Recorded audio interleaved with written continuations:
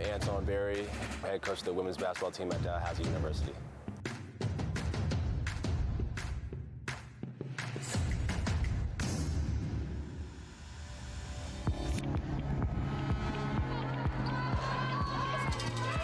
What are we eating on Tuesday?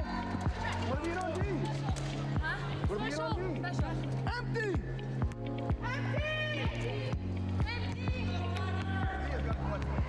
Get up! It was big. My dad played soccer, played senior soccer in Nova Scotia. Just around it, basketball court right behind my house. After school, we would go to the Dartmouth Boys and Girls Club in North End, Dartmouth, and we played floor hockey on Monday. We played dodgeball on Tuesday.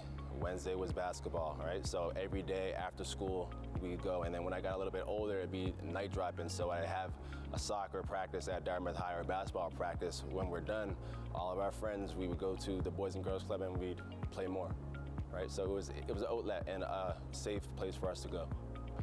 My path was a little bit different.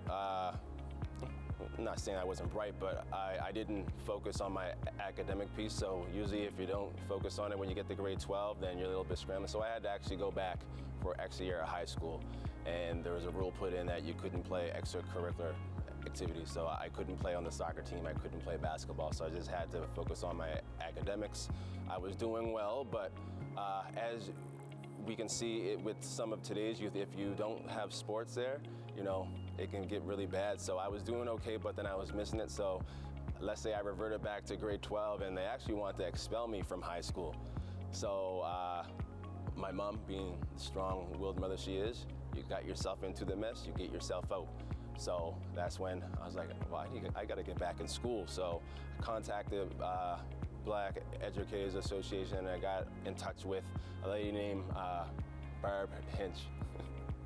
So she actually helped me get back in school. So every time I see her, I say thank you for helping me get back in high school.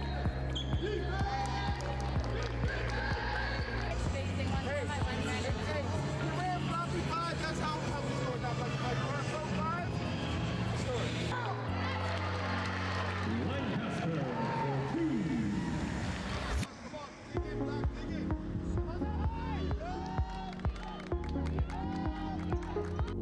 I knew of Coach as a high school kid growing up. I know that his teams played hard. I always heard that he was a decent player too. Well, Anton primarily went to MUN to play soccer, but also played basketball.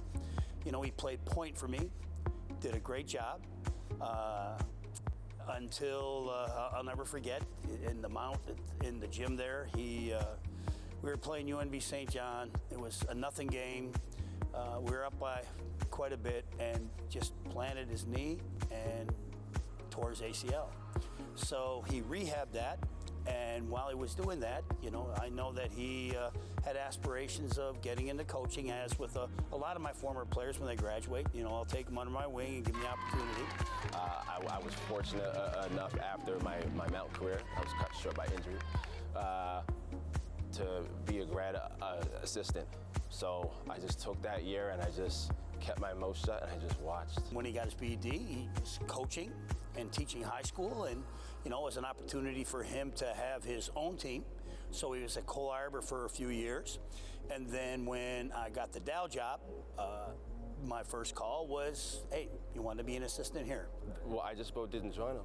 Just because at the time I was coaching Cole Harbor District High School, and that's where I got my first start as a head coach. And go back to the loyalty thing, right? We had some young kids, and I just thought that I owe it to that school, that community to stick it out. But the opportunity to coach at that level doesn't come up very often, right? And we had the connection in the past, so I thought, well, know what? Let's take this opportunity and see what happens.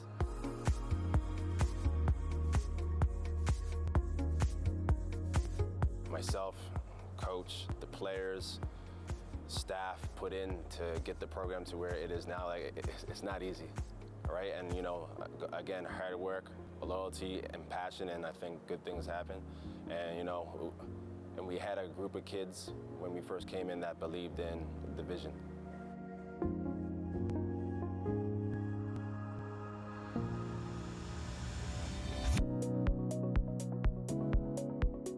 And he was with me until, we lost in the final to Carleton in the national final, and then the opportunity arose here, and I know it was difficult for him to leave, but hey, you got to leave the nest and you've got to spread your wings, and it was a tremendous opportunity, and I think in so many ways he's more than ready. Our current team mantra is, so believe, trust, work, sacrifice. So that's where we are right now with our program. So we have to believe in something. So that's the basketball team. You have to believe in each other. You got to work hard. Got to sacrifice. Well, I'm all about history, legacy. I definitely respect, the long, history of the Dalhousie women's basketball program. And I'll do my best to, with integrity, to keep on moving that forward, and just put my own little sprinkle on it. Sometimes, being a coach, to be a good coach, you have to be a good teacher. If you can't teach, you can't coach. It's that simple. And at the same time, you have to be a psychologist. You have to, for a lot of these guys, you have to be a father figure. And at the same time, you have to be a disciplinarian. And, at the end of the day, after it's all said and done, when they leave, I think a good buddy of mine would probably be a little upset that I say it, but I'm going to say it anyway. Tom Kappas, who I played with at St. Mary's, and we won some championships together. I think I took the ultimate compliment from him when he said his son Sashi came here as a boy, and he left a man. To me, that's all I can really look to. And when Anton came to me, he was a boy, and not only is he grown into a man, but he's a father. He's a great husband. He's a teacher. He's an educator. And for me, he was the consummate assistant coach and somebody who I could trust. And I have no doubt that it's going to continue when he's a head coach here for many years to come. He really was the deciding factor for me to pursue a BED and to become a teacher. Like, I always had it in my mind that's something I want to do, but he said it's a good profession. You get to impact lives, right? So, I thank him for that. Anytime I ever needed some advice, with insight, with wisdom, he's always there. He's a great friend, great mentor.